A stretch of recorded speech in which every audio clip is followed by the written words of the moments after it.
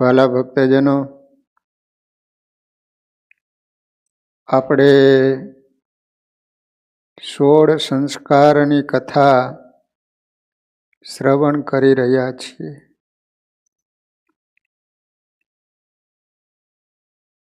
લગ્ન સંસ્કાર વિશેની વાત ચાલી રહી છે.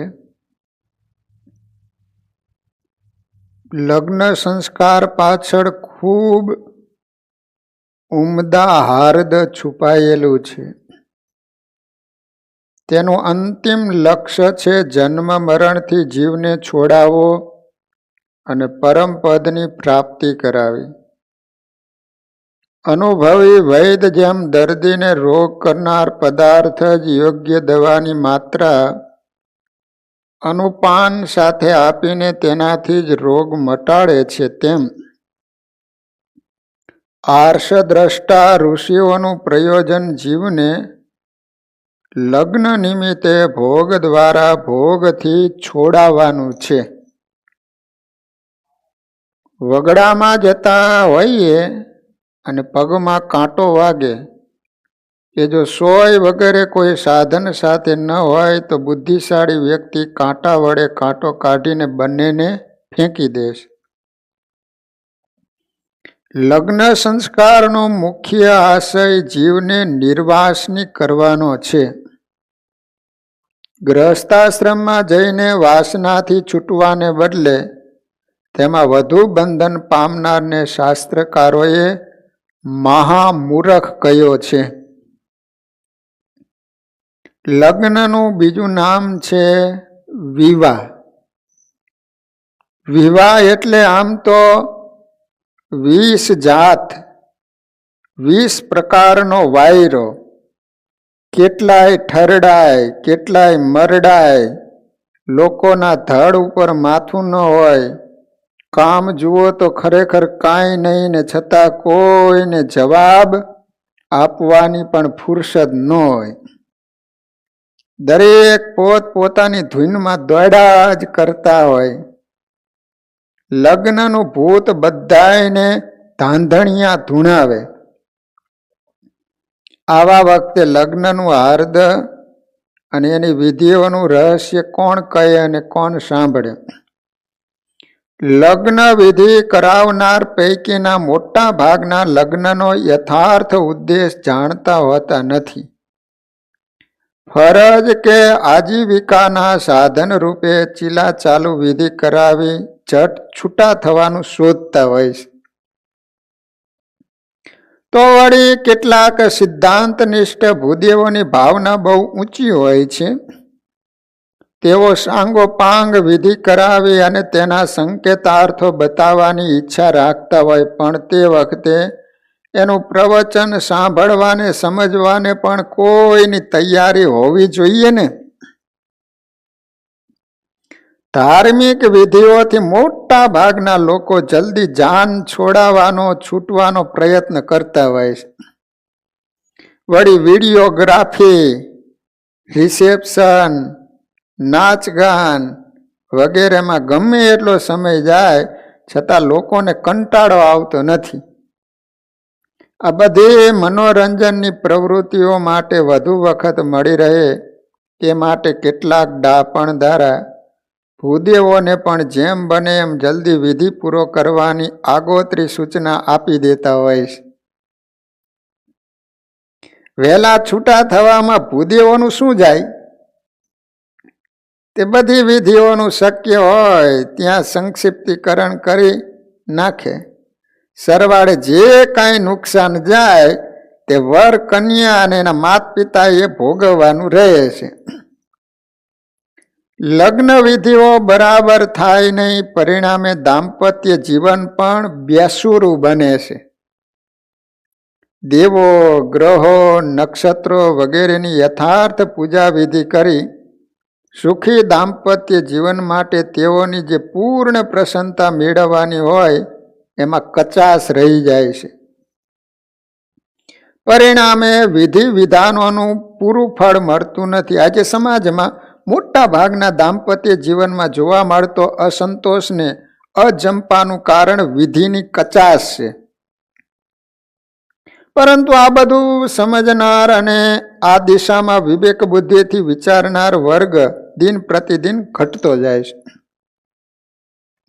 જેમ કોઈ મોટી આપત્તિ આવી હોય અને તેનાથી છૂટવાનો પ્રયત્ન કરતા હોય, એમ લોકો લગ્ન તેમજ અન્ય ધાર્મિક વિધિઓના પ્રસંગોમાં અકલ્પ્ય ઉતાવળ કરતા જોવા મળે છે.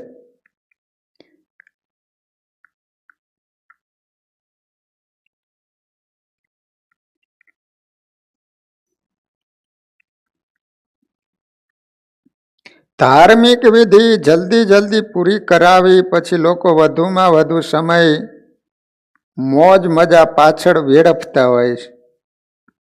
તેથી મૂળભૂત હેતુઓની સમજ લગ્ન કરનાર કરાવનાર પૈકીના ગણ્યા ગાંઠા લોકોમાં જોવા મળે. પરિણામે લગ્નનું શાસ્ત્રીય હાર્દ માર્યું જાય છે. લગ્ન દ્વારા વિષય ભોગરૂપી ખાડો પૂરવાના બદલે તેને વધુ ઊંડો કરે છે અને જન્મ મરણના ફેરા ઓછા કરવાને બદલે તેમાં અભિવૃદ્ધિ કરે છે. સમાજની આ એક મહાન કરુણતા છે. લગ્ન સંસ્કારની નાની મોટી અનેક વિધિઓ છે. તે દરેકની પાછળ કંઈક ને કંઈક રહસ્ય સંકેતો હોવાનું જોવા મળે છે. પરંતુ અત્રે જો બધી વિધિઓનું વર્ણન કરતા જઈએ તો લેખના બદલે સ્વતંત્ર ગ્રંથ બની જાય. માટે મુખ્ય વિધિઓ અને એની પાછળનું હાર્દ જોઈએ. લગ્ન સંસ્કારના મુખ્ય 4 અંગો છે: વર પૂજન, કન્યાદાન, લાજા હોમ, સપ્તપદી. કર્મકાંડ વિશારદ ભૂદેવો દ્વારા લગ્ન મંડપમાં 2 યજ્ઞ વેદીઓનું નિર્માણ કરવામાં આવે છે. તેમાં એક ગ્રહ વેદી કહેવાય છે. એના ઉપર 9 ગ્રહ આદિ દેવોનું સ્થાપન કરવામાં આવે છે. વર્તમાન સમયમાં કેટલીક જગ્યાએ આ ગ્રહ સ્થાપન મંડપના બદલે ઘરમાં કરવામાં આવતું હોવાનું પણ જોવા મળે છે. બીજી યજ્ઞ વેદીમાં વિધિપૂર્વક હવન કરવામાં આવે છે.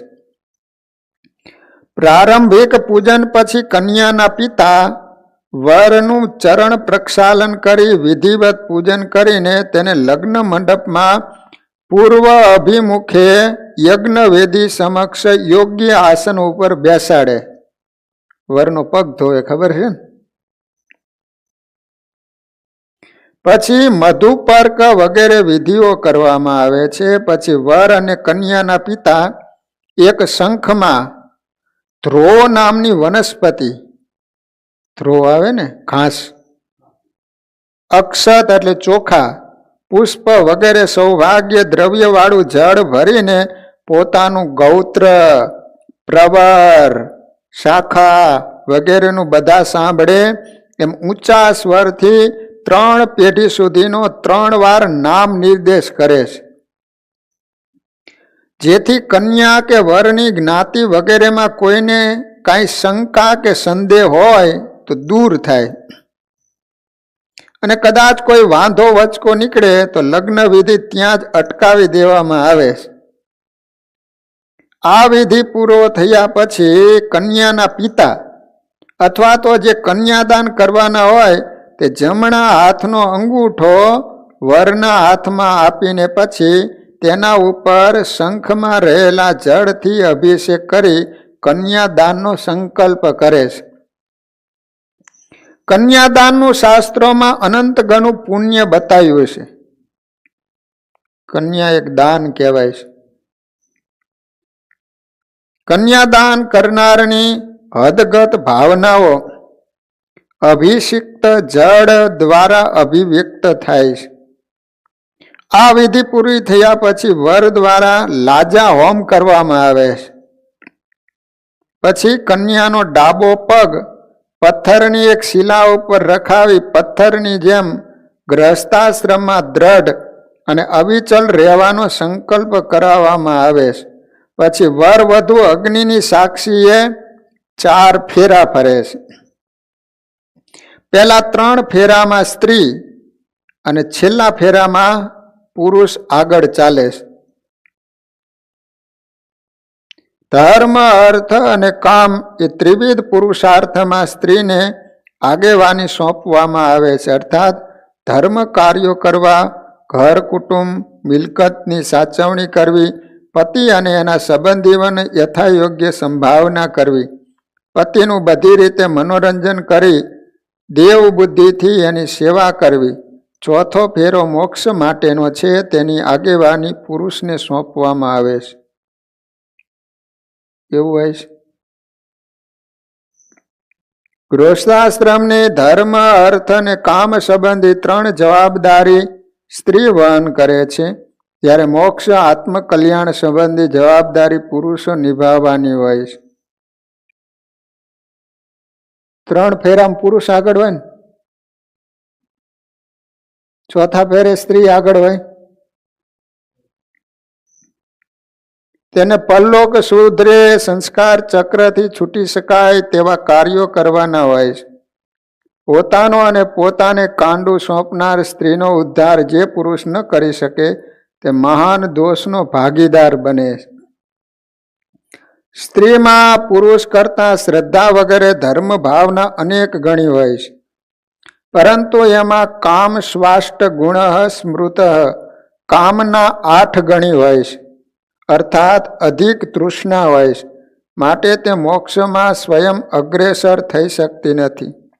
સ્ત્રીનું કાંડું સંપૂર્ણ જવાબદારી પુરુષને સોંપવાનો અર્થ એ છે કે પુરુષે તેણીનો મોક્ષ કરવા, કલ્યાણ થાય તેવા પ્રયત્નો કરાવવા. આમ 4 ફેરા એ ધર્મ અર્થ કામ અને મોક્ષ એ 4 પુરુષાર્થની પ્રાપ્તિનો પ્રતિનિધિત્વ કરે છે. સ્ત્રી પુરુષ બંને સાથે મળીને 4 પુરુષાર્થની પ્રાપ્તિના માર્ગે આગળ વધવાની સમાજ અને અગ્નિની સાક્ષીએ 4 ફેરા દ્વારા પોતાની પ્રતિબદ્ધતા દ્રઢ સંકલ્પ જાહેર કરે છે. દરેક ફેરા વખતે વિધિવત હોમ, વિવિધ દાન વગેરે કરવામાં આવે છે. પહેલા ફેરે ગાયોના દાન દેવાય, બીજે ફેરે દરેક ફેરે દાન આપવામાં આવે. આ વિધિ પૂરી થઈ સપ્તપદીનો છેલ્લો મહત્વનો વિધિ કરવામાં આવે છે. સપ્તપદીનો અર્થ છે 7 ડગલા. અગ્નિની સાક્ષીએ સ્ત્રી પુરુષ પાણી ગ્રહણ કર્યા પછી ગ્રહસ્થાશ્રમ પ્રત્યેની પોતપોતાની ફરજો જવાબદારીઓ સ્વીકારવા સહસ્ત્ર દ્રઢ નિશ્ચયી બને છે. આ જવાબદારીઓનો સપ્તપદીમાં સમાવેશ થાય છે. દરેક પગલે પુરુષ પહેલા સ્ત્રીને સોંપવા યોગ્ય કાર્યભારનો સંકલ્પ દોહરાવે છે. સ્ત્રી એમાં જરૂરી પૂર્તિ તે કરી તેનો એ સ્વીકાર કરે. આમ ધીરે ધીરે સંકલ્પબદ્ધ રીતે બંને 7 ડગલા પુરુષની પાછળ પાછળ સ્ત્રી આગળ વધે તે સપ્તપદી કહેવાય છે. પ્રથમ પગલે હે શુભાંગી, ભગવાન વિષ્ણુ તને અન્ન વગેરે માટે ગ્રહસ્થ ઉચિત પ્રથમ સ્થાન પ્રાપ્ત કરાવે. સ્ત્રી આ કર્તવ્યનો સહસ્ત્ર સ્વીકાર કરે અને સાથે સ્પષ્ટતા કરે છે કે જો આપના ઘરમાં ધન ધાન્ય વગેરે મને સોંપવામાં આવશે તો હું એની સાર સંભાળ રાખવાની જવાબદારી સ્વીકારવા તૈયાર છું. સ્ત્રીને જો કાંઈ સોંપવામાં ન આવે કે એની ઉપર વિશ્વાસ મૂકવામાં ન આવે તો તે શું ધ્યાન રાખે કે બધાની સંભાવના કેવી રીતે કરી શકે. અર્થાત કમાવાનું બહારથી લાવી આપવાની જવાબદારી પુરુષની છે અને એના સદવ્યયની જવાબદારી સ્ત્રીની છે. બંને પોતપોતાની પ્રાથમિક ફરજનો સ્વીકાર સંમતિ પ્રદર્શિત કરવા એક એક ડગલું આગળ વધે છે. આમાં શરતી જવાબદારી છે. બીજા પગલે હે શુભાંગી, ભગવાન વિષ્ણુ તને બળ પ્રાપ્તિરૂપી ગ્રહસ્થાશ્રમ ઉચિત બીજું સ્થાન પ્રાપ્ત કરાવે. સ્ત્રી તેમાં પોતાની સંમતિ દર્શાવે અને સુખ દુઃખ દરેક સ્થિતિમાં પતિને સાથ સહકાર આપી કુટુંબનું રક્ષણ અને સર્વની દેખભાળ રાખવાનું સ્વીકારે છે. સપ્તપદીનો શું અર્થ હોય છે ખબર ન હોય, લગ્ન કર્યા છે એને. બીજા પગલે એવું કહેવામાં આવે છે કે સુખ દુઃખ આવે તો એમાં પતિને સાથ આપજે, અને કુટુંબનું રક્ષણ અને સર્વની દેખભાળ રાખવાનું એ પત્ની સ્વીકારતી હોય કે હું બધા એનું રક્ષણ કરીશ.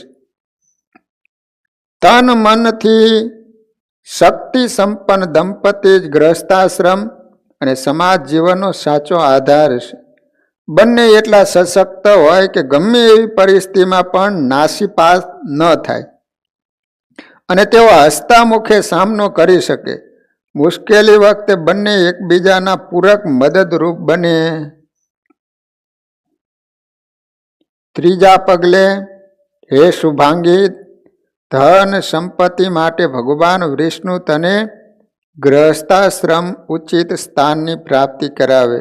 તેના પ્રત્યુત્તર રૂપે સ્ત્રી પતિ પરાયણ રહીને ધન સંપત્તિ વગેરેનો સદુપયોગ કરવાની સંમતિ રૂપે આગળ વધે છે.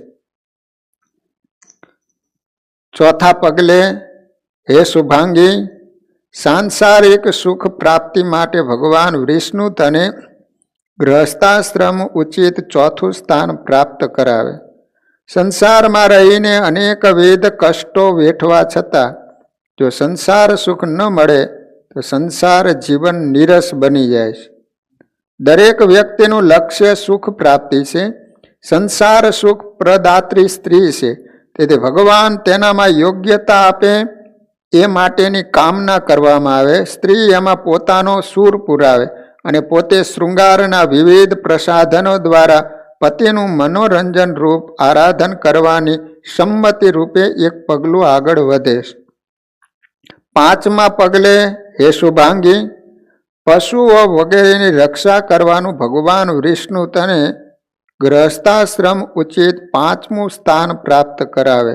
પશુ વગેરે ગૃહસ્થાશ્રમ માટે પરમ ઉપકારક છે. જો સ્ત્રી એની સાર સંભાળ ન લે તો ગૃહસ્થાશ્રમની ગાડી ખોટવાઈ જાય.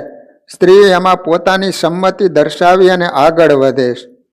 પાંચમા પગલે પશુ વગેરેની સેવા કરવાનું સ્વીકારે. પહેલા ગૃહસ્થોના ઘરે પશુ રાખતા, ગાય ભેંસ બળદો હોય. છઠ્ઠા પગલે હે શુભાંગીની, 6 ઋતુઓને અનુરૂપ દિનચર્યા આહાર વિહારની પ્રાપ્તિ માટે ભગવાન વિષ્ણુ તને ગૃહસ્થાશ્રમ ઉચિત છઠ્ઠું સ્થાન પ્રાપ્ત કરાવે. ઘરમાં બધું હોય પણ સ્ત્રી સુલક્ષણી ન હોય તો પુરુષને ધાનની ધૂળ કરીને ખવડાવે. શરદીમાં ખાટી છાશ પાય, આખો દિવસ સૂઈ રહે, રાત આખી ટીવી જુએ, ન પોતે સૂવે કે ન કોઈને શાંતિથી સુવા દે, કે ખોટા બૂમ બરાડા પાડે, કે રોજ કંઈક ને કંઈક નવો ખેલ લાવે. આવી વિપરીત દિનચર્યાનું નિર્માણ થાય તો દિવસભર કામ ધંધો કરીને થાકીને લોથપોથ થઈને ઘરે આવેલા પુરુષની શું સ્થિતિ થાય તેની કલ્પના કરવી મુશ્કેલ છે.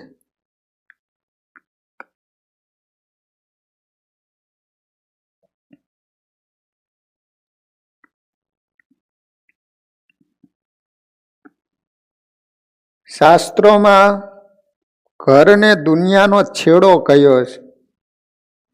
માણસ ગમે ત્યાં જાય છતાં ઘરે આવે ને ત્યારે હાશ શાંતિનો અનુભવ કરે.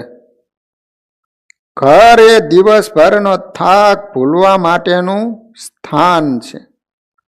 ત્યાં જઈને જો થાક ઉતરવાને બદલે થાક વધુ લાગતો હોય તો એ ઘરને ઘર કહી શકાય નહીં. સંબંધીઓ વાલા નહીં પણ વેરી ગણાય. આવા દુઃખી દાંપત્યમાં પણ જો માણસને સંસાર પ્રત્યે વૈરાગ્ય ન જાગે કે વિવેક બુદ્ધિ ન આવે તો એનાથી બીજી મોટી મૂઢતા આશ્ચર્ય શું ગણાય. છતાં આપણે જોઈએ છીએ કે કુલક્ષણી સ્ત્રીને સદગુણી પુરુષ કે લંપટ પુરુષને સુલક્ષણી સ્ત્રી જેમ તેમ નિભાવે રાખીને ઘાંચીની ઘાણીના બળદની જેમ સંસારનું ગાડું જીવનના છેલ્લા શ્વાસ સુધી ખેંચી રાખતા હોય છે. આ જ અજ્ઞાન છે, માયા છે. બંધનનો ખ્યાલ આવવા છતાં બંધનથી છૂટવા પ્રયત્ન ન કરવો, એથી બીજું મોટું કોઈ અજ્ઞાન નથી.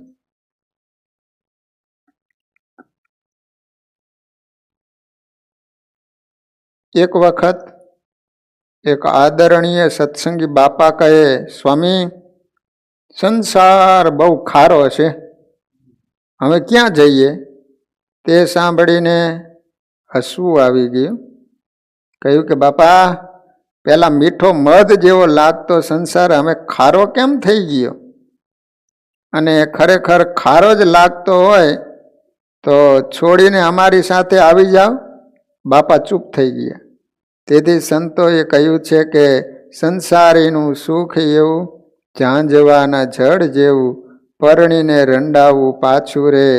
મૃગજળના દૂરથી દર્શન કરીએ ત્યાં સુધી સારા લાગે, છતાં લોકો તેનાથી તરત छिपाવવાનો ભરપૂર પ્રયત્ન કરતા જોવા મળે છે. પતિ પત્ની બંને સદગુણી હોય તો જ સંસારમાં સુખ આવે છે. માટે લગ્ન વખતે ભગવાન આગળ એની કામના કરવામાં આવે છે. એક હરિભગત હતા, બહુ સારા ભાવિક, સેવાભાવી, પણ એની પત્ની એવી માથાની ધકેલી. આ સત્સંગી એની પત્ની કુસંગી. મંદિરે સંતો આવ્યા હોય, રસોઈ આપવી હોય તો આપવા દે નહીં. એમાં બરોબર સંતો આવ્યા એટલે એનો મિત્ર હતો ને એને વાત કરી કે મારે સંતોને જમાડવા છે, પણ મારા પત્ની એવી માથા ભારી છે ને ઘરેથી સંતોને કાંઈ આપવા દેતી નથી. તો આજે એમ કે કાવતરું કરીએ કે. તો કે એના મિત્રને બરાબર સમજાવી દીધો કે તારે છે ને સમાચાર લઈને આવવાનું. તમારે એમ કહેવાનું કે તમારા ભાઈ છે ને દ્વારકાનો સંઘ લઈને નીકળ્યા છે, 10 જણા સાથે છે, અને બપોરા અહીંયા કરવાના છે. તે એ તો સવારમાં એનો મિત્ર આવ્યો અને વાત કરી કે સમાચાર આવ્યા છે કે તમારા પત્નીના ભાઈ છે દ્વારકાની યાત્રાએ જવા માટે નીકળ્યા છે, સાથે 10 માણસો છે અને બપોરા તમારે ત્યાં કરવાના છે. તા તો એટલી બધી રાજી થઈ ગઈ, કહો મારો ભાઈ આવવાનો છે. બહેનું શું, ઓલા હરિભગત મંદિરે સંતોને જઈને કહી આવેલા કે આજ અમારે ત્યાં ઠાકોરજી જમાડવા આવવાના, 10 સંતો હતા. તે એની પત્ની તો એટલી બધી મોજમાં આવી ગઈ હો. બાજુમાં એક બેન હતા, એને બોલાવીને દાળ ભાત શાક લાડુ બધું જ બનાવ્યું. એનો પતિ કહે છે કે બહુ ન બનાવતી હો, મારો ભાઈ આવે ન બનાવું કે. બધું જ તૈયાર થઈ ગયું ને પછી કે જો ઉપલા માળે રૂમમાં અભેરી ઉપર જે અથાણું છે ને એ આપણે 6 મહિના સુધી ચાલે એટલું જ છે, એ અથાણું પાછું તું ન આપી દીધી, સારું યાદ કર્યું, હવે તો હું આપવાની જ. તે ઉપર એ અથાણું લેવા માટે ગઈ. એનો પતિ હતો ને ધીમે એકલીને દરવાજો બંધ કરી દીધો, બહાર આંગળીઓ મારી દીધો અને દોડતો દોડતો સંતોને જઈને કહે છે કે ચાલો સંતો અમારા ઘરે ઠાકોર જમાડવા માટે. તે સંતો તો આવ્યો અને ફટાફટ સંતોની પંક્તિ પડી ગઈ અને સ્વામિનારાયણ સ્વામિનારાયણ ધૂન બોલવા માંડ્યા. ત્યાં એની પત્ની ઉપર હતી ને, મારો રોયો બાવલિયાને લઈને આવ્યો અને એવી રૂમમાં ધમપસાડા કરે, દરવાજો ખખડાવે. તે સંતો નીચે ધૂન બોલતા હતા તો ઉપર આ ધમપસાડા થાય, અવાજ આવે. એટલે સંતોએ કહ્યું કે ભગત આ અવાજ શાનો આવે છે? તો કે ઉપર રૂમમાં કૂતરી પૂરી છે કે. પણ કે કૂતરી પૂરી હોય તો એને રૂમમાંથી બહાર કાઢો ને, એ કે બહાર કાઢવા જેવી નથી, તમને જ કરડશે કે. એ તો સંતો જમતા હતા, એને કહે છે કે સંતો તમે જલ્દી જમી અને મંદિરે ચાલો, તમને મૂકી આવું. બોલે સંતો વિચાર કરે કે આપણે કોઈના ઘરે ઠાકોર જમાડવા માટે જઈએ તો એમ કહે કે શાંતિથી જમજો અને આ હરિભગત એમ કહે છે કે ઉતાવળ જલ્દી જલ્દી જલ્દી કરો. તો પછી તો સંતો જમી લીધા અને પછી તો મંદિરે મૂકી આવ્યા. અને એની પત્નીનો એવો મિજાજ ગયેલો, એવી ક્રોધાવેશમાં આવી ગયેલી, દરવાજો ખોલે એટલી જ વાર છે લોખંડનો પાઇપ હતો ને લઈને બેઠી. અને પછી તો સંતોને મૂકી અને હરિભગત ઘરે આવ્યા. પણ એ દરવાજો ખોલ્યો ને પછી શું થયું એ લખવામાં નથી આવ્યું. એટલે પતિ પત્ની બંને સદગુણી હોય તો જ સંસારમાં સુખ આવે. ઘણી વાર ભગવાન એક વ્હીલ ટ્રેક્ટરનું અને એક વ્હીલ બાઇકનું લગાવી દે, જિંદગી ભર તમે હેરાન થયા જ કરો. માટે લગ્ન વખતે ભગવાન આગળ એમની કામના કરવામાં આવે. 6 પગલા ચાલે, 6 બાબતોમાં સ્ત્રી સંમત થાય એટલે તે પુરુષની અર્ધાંગના બની જાય છે. પછી છેલ્લા 7મા પગલે, હે સખી, તું મિત્રતાની પ્રાપ્તિ માટે આગળ વધ અને મને હંમેશા અનુકૂળ થા. વિષ્ણુ ભગવાન તને મિત્રતા રૂપી 7મું સ્થાન પ્રાપ્ત કરાવે. સ્ત્રી એમાં સંમતિ રૂપે 7મું પગલું માંડી આગળ વધે. 7મા પગલામાં સ્ત્રી પાસેથી સારા વર્તનની અપેક્ષા રાખવામાં આવે. સ્ત્રી એ પુરુષની અર્ધાંગના પરમ મિત્ર છે. તે દાસી કે ગુલામડી નથી. પુરુષ સ્ત્રી પાસેથી જેટલી અપેક્ષાઓ રાખે છે તેનાથી અનેક ગણી અપેક્ષાઓ સ્ત્રી પણ પુરુષ પાસે રાખે છે. બંને પરસ્પર મિત્રની જેમ એકબીજાના સુખ દુઃખમાં સહભાગી થાય તો ગૃહસ્થાશ્રમ મધુર બને. સ્ત્રી પુરુષ બંને એકબીજાના પરસ્પર પૂરક છે. બંને જો પોતપોતાની જાતને સવા શેર ચડિયાતા માને તો સંસારમાં ડગલે ને પગલે કલહ ઊભો થાય. અગ્નિની સાક્ષીએ કરેલી પ્રતિજ્ઞા લીધેલો સંકલ્પ પ્રમાણે બંનેએ મન કર્મ વચનથી વર્તવું જોઈએ. આવા સદગ્રસ્તને ત્યાં જ સ્વયં ભગવાન તથા મહાપુરુષો અવતરે છે. આ સપ્તપદી પૂરી થાય એટલે વિવાહનો મુખ્ય વિધિ સંસ્કાર પૂરો થયો ગણાય. પછી શેથામાં સિંદૂર પૂરવો. શેથામાં સિંદૂર પૂરે, ધ્રુવ દર્શન કરાવવું વગેરે આનુષંગિક ગૌણ વિધિઓ કરવામાં આવે છે. શેથામાં સિંદૂરને સૌભાગ્યનું ચિહ્ન છે અને ધ્રુવ દર્શન બંનેને ગૃહસ્થાશ્રમમાં ધ્રુવના તારાની જેમ દરેક પરિસ્થિતિમાં સ્થિર અવિચલ રહેવાનો સંકેત કરે છે. એટલા માટે ધ્રુવનું દર્શન કરાવે. ધ્રુવ તારો છે ને સ્થિર છે. એ રીતે ગમે તેવી પરિસ્થિતિમાં પતિ પત્ની સ્થિર રહે. આમ લગ્ન સંસ્કાર એ બીજા બધા જ સંસ્કારો કરતાં ખૂબ લાંબો અને અનેકવિધ રહસ્યથી ભરપૂર છે. તે ગૃહસ્થાશ્રમનું પ્રવેશ દ્વાર છે. અગ્નિની સાક્ષીએ કરાતા આ સંસ્કારથી સ્ત્રી પુરુષ બંનેને પોતપોતાની ફરજો પાલન કરવાનું બળ મળે અને સંસાર તરફ પવિત્રતાની લાગણી જન્મે છે. જ્યારે કોર્ટ વગેરેમાં થતા સિવિલ મેરેજ, પ્રેમ લગ્ન વગેરેમાં અગ્નિ અને સમાજ સાક્ષીના અભાવે પવિત્રતા આવતી નથી. તેનાથી ધર્મ ભાવના બદલે ભોગ ભાવનાને પોષણ મળે છે. માટે અગ્નિની સાક્ષીએ વેદ મંત્રો દ્વારા થતી લગ્ન વિધિ એ જ સાચી લગ્ન વિધિ કે સંસ્કાર કહી શકાય. કદાચ સ્વતંત્ર રીતે લગ્ન સંસ્કાર કરાવી શકવાની આર્થિક ક્ષમતા ન હોય તો સમૂહ લગ્ન દ્વારા પણ એ થઈ શકે છે. આજનો સમય સંજોગોને સમાજની સ્થિતિ જોતા સમૂહ લગ્નો ખરેખર આવકાર્ય અને ઈચ્છનીય છે. તેનાથી ઘણા બધા દૂષણો નિવારી શકાય છે.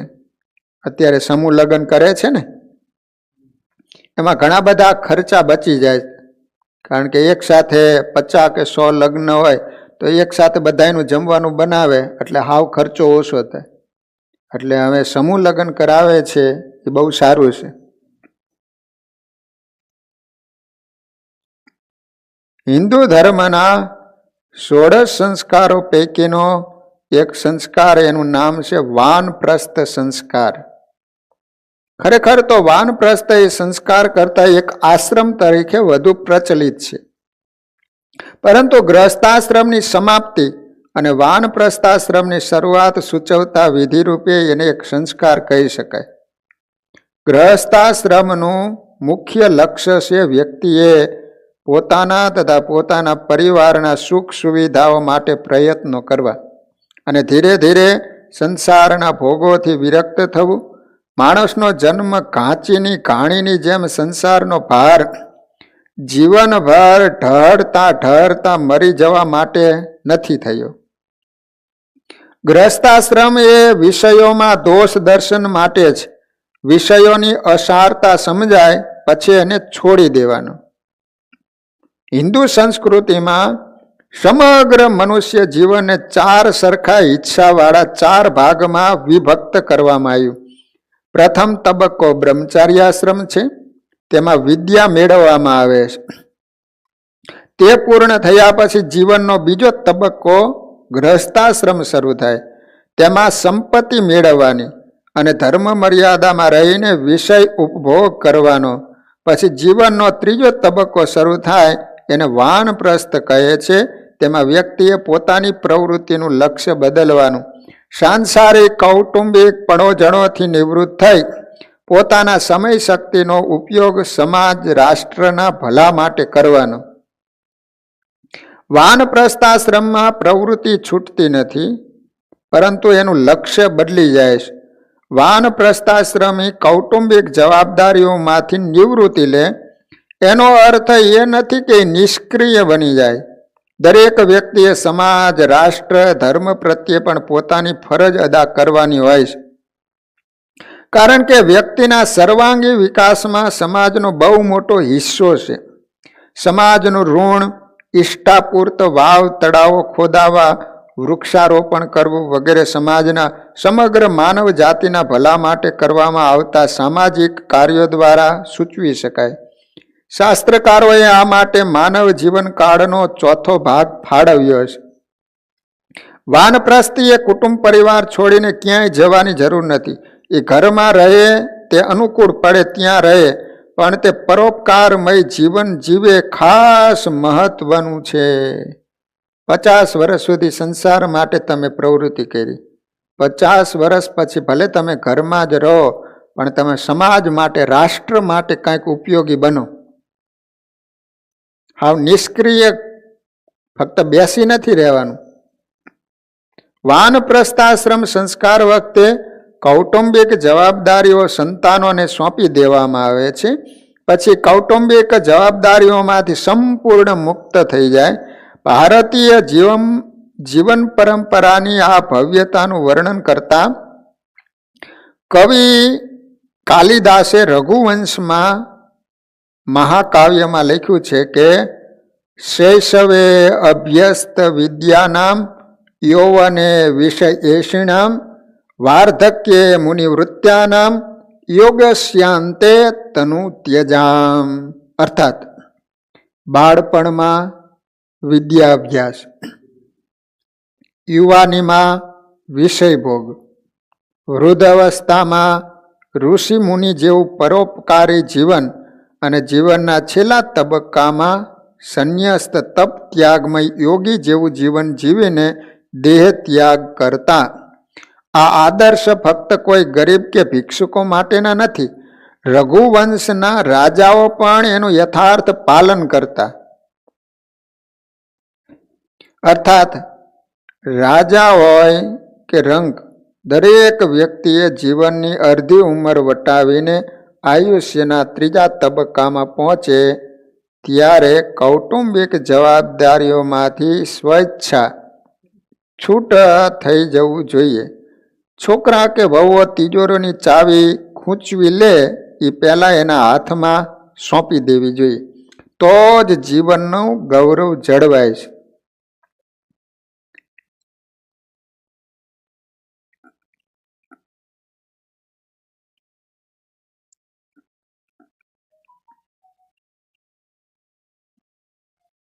સમજી મૂકો તો સારું ઘણું, જરૂર મુકાવશે જમજી.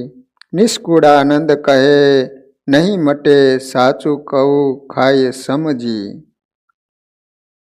50 ઉંમર જાય 50 ઉપર એટલે સમજીને હસતા મુખે વાનપ્રસ્થાશ્રમ સ્વીકારી લેવાથી જીવનમાં એક તાજગી, એક રોશની આવી જાય છે.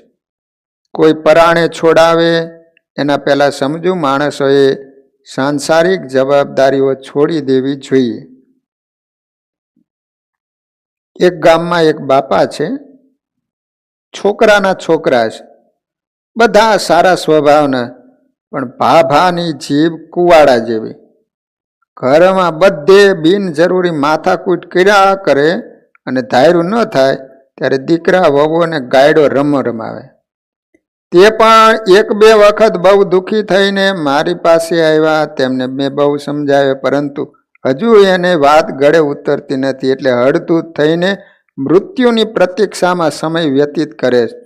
જીવનો વેગ વાળવો એ કાંઈ જેવી તેવી વાત નથી. વિદ્યા, સંપત્તિ, સંતતિ, યશ, મોક્ષ આ બધાની પ્રાપ્તિ કરનાર વ્યક્તિ જ સર્વાંગી જીવન જીવ્યો ગણાય છે. વાનપ્રસ્થાશ્રમીએ યશ, કીર્તિ સંપાદન કરવાનો સમય ગાળો છે. માત્ર પોતાના કુટુંબ માટે ફરી ફીટનાર કે ફના થઈ જવાની ઇતિહાસમાં ક્યાંય નોંધ લેવાતી નથી, પરંતુ જે વ્યક્તિ બીજા માટે સમાજલક્ષી પરોપકાર જીવન જીવે છે તેની ઇતિહાસમાં નોંધ લેશે. મહાકવિઓ એના જીવન ઉપર કાવ્યો રચે છે. વાનપ્રસ્થી કૌટુંબિક કાર્યોમાં ક્યાંય માથું મારતો નથી. જો કોઈ તેની સલાહ સૂચન લેવા આવે તો પોતાના અનુભવ અને અભ્યાસના આધારે માર્ગદર્શન આપે. સંસારમાં ઘણા વર્ષોથી ગળાબૂડ કહેલો ગ્રહસ્થાશ્રમી વ્યક્તિ સંસારને એકાએક છોડીને સંન્યાસી થઈ શકતો નથી. તેથી સંન્યાસ પહેલા વાનપ્રસ્થાશ્રમની રચના કરવામાં આવી. વાનપ્રસ્થી નથી સંસારી, નથી સંન્યાસી, છતાં બંને સમાજ ઉપયોગી પ્રવૃત્તિમાં રચોપચો રહેવાને કારણે એને સંસારી કહી શકાય, છતાં તેની આ પ્રવૃત્તિ સ્વાર્થમૂલક નહીં પણ પરમાર્થમૂલક સમાજના ભલા માટેની હોવાથી સંન્યાસી પણ છે. ભગવદ્ ગીતા પ્રમાણે કામ્ય કહેતા સ્વાર્થમૂલક કર્મનો ત્યાગ એ સંન્યાસ છે. કેવળ પરોપકાર માટે કાર્ય કરે એ સંન્યાસી છે. પોતાનો સ્વાર્થ છોડી બીજાનું સારું થાય એવી ભાવનાથી કરતો હોય. વાનપ્રસ્થાશ્રમમાં પ્રવૃત્તિ છૂટતી નથી, છતાં વૃત્તિ અહમ મમત્વ છૂટી જાય છે. આ એક બહુ મોટી પ્રાપ્તિ. પછીથી મોક્ષ માર્ગે આગળ વધવામાં પરોપકાર એને ઉપકારક થાય છે. સંન્યાસીના ભરણ પોષણ વગેરેની સંપૂર્ણ જવાબદારીઓ શાસ્ત્રકારોએ ગ્રહસ્થાશ્રમી સમાજ ઉપર નાખી.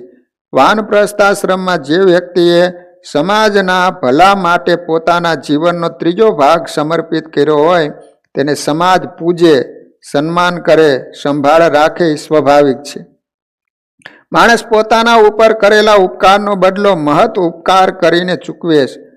તેમ જેમણે સ્વાર્થ છોડી સમાજના ભલા માટે કામ કર્યું હોય તેનું સમાજ બધી રીતે ધ્યાન રાખે છે. વૃક્ષ વાવ્યું હોય તો ફળે એના જેવું છે. સંન્યાસાશ્રમ માટેની આ પૂર્વ ભૂમિકા છે, કારણ કે સંન્યાસીએ સંપૂર્ણપણે પરાવલંબી જીવન જીવવાનું. જે વ્યક્તિએ કદી કોઈને મદદ કરી હોય કે પરોપકાર ન કર્યો હોય તેનું ધ્યાન પણ કોણ રાખે? ગ્રહસ્થાશ્રમમાંથી સીધા સંન્યાસમાં જનાર પ્રત્યે સમાજને મમત્વ કે આદર ભાવ જાગતો નથી, જ્યારે વાનપ્રસ્થાશ્રમ પછીનો સંન્યાસ સુખદ બની રહે છે. આમ વાનપ્રસ્થ સંસ્કાર એ માનવ જીવનને ઉર્ધ્વ ગતિ તરફ લઈ જનારો સંસ્કાર છે. તેનાથી વ્યક્તિ સ્વકેન્દ્રી મટી સમષ્ટિ રૂપ કહેતા પરકેન્દ્રી બને છે. હિન્દુ ધર્મના 16 સંસ્કારો પૈકીનો એક સંસ્કાર હવે આવે છે, એનું નામ છે સંન્યાસ. ખરેખર તો સંન્યાસ સંસ્કાર કરતાં એક આશ્રમ તરીકે વધુ પ્રચલિત છે. આ સંસ્કારથી વ્યક્તિનો જીવનના અંતિમ તબક્કામાં પ્રવેશ થાય છે. કુટુંબની ઈચ્છણાથી મુક્ત થયેલા વાનપ્રસ્થમાં હજુ અહમપણાની ભાવના હોય છે. અને ઈષ્ટ પૂર્ત સમાજ ઉપયોગી કાર્યો કરતો હોય છે, છેલ્લે તેમાંથી પણ મુક્ત થઈ મોક્ષ માર્ગે આગળ વધવું જરૂરી છે. આ સંસ્કારથી વ્યક્તિ હુંપણાની ભાવના, દેશકાળની ભાવનાથી પર ઉઠે છે. સ્રોત, સ્માર્ત અને ઈષ્ટાપૂર્ત વગેરે કર્મોથી સંપૂર્ણ મુક્ત થાય અને એના પ્રતિક રૂપે શિખાસૂત્ર જનોયનો પણ ત્યાગ કરે. હવે તે કોઈ કુટુંબ, દેશ કે જાતિ જ્ઞાતિનો રહેતો નથી. સંપૂર્ણપણે પરમાત્માને સમર્પિત બને છે અને સમાજ તરફથી યથેચ્છ મળતા અન્ન વસ્ત્રથી જેમ તેમ જીવન નિર્વાહ કરે. તે કદી કોઈની નિંદા સ્તુતિ કરતો નથી, કોઈ સાથે રાગ દ્વેષ રાખતો નથી. માનવ જીવનનો આ અંતિમ તબક્કો છે. તે સતત પ્રભુમય જીવન જીવે છે અને છેલ્લે પંચભૂતનું શરીર છોડી પરલોક ગમન કરે છે. સ્મૃતિ શાસ્ત્રોમાં કળિયુગમાં સંન્યાસ આશ્રમનો નિષેધ છે. કારણ કે કળિયુગમાં માણસ અલ્પ બુદ્ધિ અને અલ્પ શક્તિ વાળો હોય છે. સંન્યાસ આશ્રમના કઠોર નિયમોનું તેનાથી પાલન કરવું મુશ્કેલ છે. વળી રજોગુણ તમો ગુણથી અતિ મલિન થયેલા મનથી સંન્યાસીનું પતન થવાની સંભાવના છે. માટે સંન્યાસના બદલે નિવૃત્તિ જીવન ગાળવાની શાસ્ત્રકારોએ સલાહ આપી છે. વાનપ્રસ્થ પછી સંન્યાસમાં જવાય છે, તેમ બ્રહ્મચર્ય આશ્રમ પછી પણ વ્યક્તિ સીધો સંન્યાસી થઈ શકે છે. વેદો પણ આદેશ આપે છે કે જ્યારે સંપૂર્ણ વૈરાગ્યની ભાવના પ્રગટે ત્યારે બ્રહ્મચર્ય આશ્રમમાંથી સીધા કે વાનપ્રસ્થ આશ્રમ પછી સંન્યાસ ધારણ કરવો. ખરેખર તો સંન્યાસી એ પૂર્ણ વૈરાગ્યનો દ્યોતક છે. ગૃહસ્થાશ્રમ એ વિષય ભોગ માટે નહીં, પણ વિષયોથી વૈરાગ્ય પામી વિવેક જ્ઞાનના ઉદય માટે. તેથી પૂર્વના કોઈ બલિષ્ઠ જીવને નાનપણથી જો વિષયોની અસારતા સમજાય અને ગ્રસ્તાશ્રમમાં જઈને સમયનો બગાડ કર્યા વિના સીધો સંન્યાસ અથવા મોક્ષ માટેનો માર્ગ આગળ વધી શકે છે. કળિયુગમાં સંન્યાસ આશ્રમનો નિષેધ હોવા છતાં જગતગુરુ શંકરાચાર્ય વગેરે સંન્યાસની પરંપરા પ્રવર્તાવી છે. સંન્યાસની પ્રાચીન પરંપરામાં થોડી છૂટછાટ મૂકી તેને સંન્યાસ આશ્રમનું નિર્માણ કર્યું. વ્યક્તિ ગમે તેવી હોય છતાં ઘરે રહેવાથી ઘરમાં આવતા હર્ષશોકના પ્રસંગોની તેના માનસ ઉપર સૂક્ષ્મ અસર પડે છે. ઘરમાં એને ઘણી અડચણો ઊભી થાય છે. સંસારી લોકો સાથે જીવન વ્યતીત કરવાથી પોતાને પણ કોઈ વાર પૂર્વ ભોગવેલા કે જોયેલા ભોગોની સ્મૃતિ થઈ આવે અને ક્યારેક એનું પતન થાય. માટે સગા સંબંધીઓ સાથેનો સંપૂર્ણ નાતો સંબંધો છોડીને એક અલગ આશ્રમ બનાવી તેમાં પોતાના જેવા વૈરાગ્યશીલ વ્યક્તિઓ સાથે નિવાસ કરવો એને વધુ અનુકૂળતા પડે છે. તેમાં એનું વધુ હિત જળવાય. વળી કોઈ મુમુક્ષુ આવે તો એને સંસારની નશ્વરતાનો સદબોધ આપે. સમાજના અન્ન ધન રૂપી સાથ સહકારથી એનો નિર્વાહ થાય. સુખેથી પ્રભુ ભજન આત્મચિંતન વગેરે કરી શકે. આમ મોક્ષમાં ઉપકારક હોવાથી આદ્ય જગતગુરુ શંકરાચાર્ય વગેરે આવા પ્રકારના સંન્યાસ આશ્રમનું પ્રતિપાદન અને પ્રવર્તન કર્યું હશે. જૈન, બૌદ્ધ વગેરે ધર્મોમાં પણ આવી યતિ પ્રથા પ્રચલિત બની છે. ખરેખર તો વૈદિક આદર્શ પ્રમાણે સંન્યાસી એ પારિવરાજિક છે. અર્થાત તો ગોદોહન માત્રથી ક્યાંય વધુ રોકાઈ શકતો નથી. કંથા અને કૌપિનથી વધુ સંગ્રહ કરી શકતો નથી. ખુલ્લામાં ત્રણેય ઋતુ અને 3 કાળમાં જીવન નિર્ગમન કરે. પરંતુ આ બધું કળિયુગમાં શક્ય નથી. કારણ કે કળિયુગમાં અન્નસમા પ્રાણ છે. પહેલાના યુગમાં હાડ સમા પ્રાણ હતા. શરીરમાં હાડકા રહે ત્યાં સુધી એનું મૃત્યુ થતું નહીં. ગમે એવા કષ્ટો વેઠી શકે એવા એના શરીરો હતા. જ્યારે કળિયુગમાં તન મન દુર્બળ હોય છે. માટે જો પ્રાચીન આદર્શ પ્રમાણે ચાલવા જાય તો કુદરતી મૃત્યુના બદલે કમોત થવાની વધુ સંભાવના છે. માટે થોડી છૂટછાટ સહિતનો સંન્યાસ વધુ હિતાવહ છે. સંન્યાસીએ કઠિન વ્રત આદેશ દ્વારા તન મનનું દમન કરી પ્રભુમય આત્મચિંતન રત જીવન વ્યતીત કરવાનું હોય. રામાનુજાચાર્ય, સહજાનંદ સ્વામી વગેરેએ પણ વૈષ્ણવ ધર્મ પરંપરામાં સંન્યાસાશ્રમ જેવી ત્યાગી વિરક્ત સંત પરંપરાઓ વિકસાવી છે. હવે છેલ્લો સંસ્કાર આવે છે, એનું નામ કહેવામાં આવે છે અંત્યેષ્ટિ સંસ્કાર. કહેતા અગ્નિ સંસ્કાર. આ પહેલાના બધા સંસ્કારો શરીર કહેતા જીવની પંચભૂતના દેહ સાથેની સ્થિતિ ઉપર કરવામાં આવે, જ્યારે આ સંસ્કાર શબ ઉપર કરવામાં આવે છે જીવ નીકળી ગયા પછી. હિનાંગ પૂર્તિનો આ અંતિમ સંસ્કાર છે. મોક્ષ પ્રાપ્તિ માટે છેલ્લે પંચભૂતના શરીરનો પણ માણસે ત્યાગ કરવો પડે. 3 દેહ 3 અવસ્થાથી પર આત્માની ગુણાતીત સ્થિતિને મોક્ષ કહે. તે પ્રાપ્ત કરવા જીવ છેલ્લે સ્વ ઈચ્છાથી કે સમય પ્રમાણે શરીરનો ત્યાગ કરે. શરીર છૂટતા અનંત જન્મોની વાસનાઓથી છુટકારો મેળવી સ્વ ઈચ્છાથી શરીરનો ત્યાગ કરનાર વ્યક્તિનું મૃત્યુ પ્રશંસનીય ગણાય છે. મૃત્યુ પહેલા જો જરા પણ વાસના રહી જાય તો એ પુનર્જન્મનું કારણ બને છે. માટે શરીર ઉપર આ અંતિમ સંસ્કાર થાય તે પહેલા વાસના ક્ષય કરવાનો શાસ્ત્ર આદેશ આપે છે. સૌથી મોટી વાસના માણસને પોતાના શરીરની હોય છે અને શરીર સાથે છૂટી જાય છે. કદાચ થોડી ઘણી રહી ગઈ હોય તો એ આ સંસ્કાર દ્વારા છોડાવવામાં આવે છે. શરીર નાશવંત છે, પરંતુ એમાં રહે તો શરીરી જીવ શાશ્વત છે. શરીર છૂટવા છતાં શરીરી જીવનો નાશ થતો નથી. કર્માનુબંધ પૂરા થતા કાળ કર્મે દરેક વ્યક્તિને શરીર છોડવું પડે.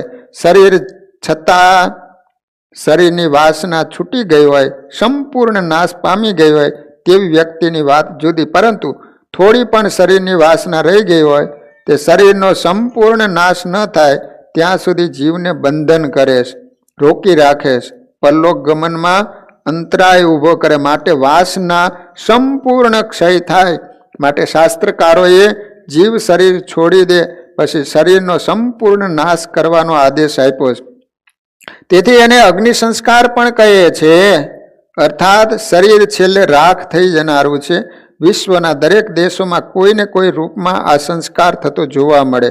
શબ ઉપર કરવામાં આવતી મુખ્યત્વે 3 પદ્ધતિઓ જોવા મળે છે: દાટવું, દફનાવવું, જંગલ, નદી, સરોવરના જળ વગેરેમાં છોડી દેવું, અગ્નિદાહ આપવો વગેરે.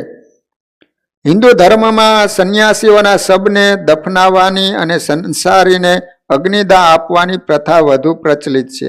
ખ્રિસ્તી, મુસ્લિમ વગેરે ધર્મોમાં શબને દફનાવવામાં આવે છે. શાસ્ત્રોમાં કહ્યું છે કે જીવ શરીર છોડી જાય પછી સામાન્ય રીતે 12-13 દિવસ સુધી તે પોતાની પાછળ કરાતા દાન, પુણ્ય, હર્ષ, શોક વગેરે સત્કર્મો વગેરેની આશાએ આ લોકમાં જ વિચરણ કર્યા કરે છે. તેથી મૃતાત્માની પાછળ સત્કર્મો કરવામાં આવે છે. જે વ્યક્તિ એ સ્નેહી સંબંધીઓ સાથે પોતાનું સમગ્ર જીવન ખર્ચી નાખ્યું હોય એ છેલ્લે કંઈક અપેક્ષાઓ રાખે એ સ્વાભાવિક છે. 13 દિવસ સુધી આત્મા રહેતો હોય છે કે મારી પાછળ કંઈ દાન પુણ્ય કરે છે કે નહીં.